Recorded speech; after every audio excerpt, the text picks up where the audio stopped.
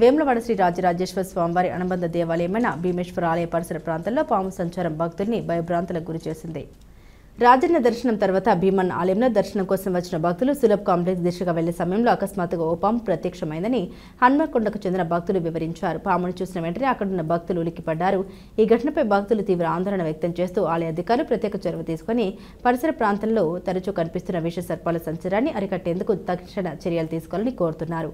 ఆలయ ప్రాంగణంలో శుభ్రత, పచ్చిక పొదలు, చెత్త నిల్వలపై ప్రత్యేక దృష్టి సారించి సర్పాల నివారణ చర్యలు చేపట్టాలని వారు సూచించారు.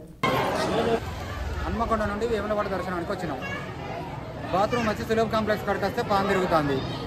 దాన్ని చూసి భయానికి గురి చెంది పక్కకు పోయినాం. మేము బాత్రూమ్కి పోవాలంటే కూడా భయం అవుతుంది. అది కనిపడే చెట్లల్లో తిరుగుతుంది పాము. కొంచెం అధికారులు ఎవరైనా ఉంటే దానికి తగిన చర్యలు తీసుకోవాలి.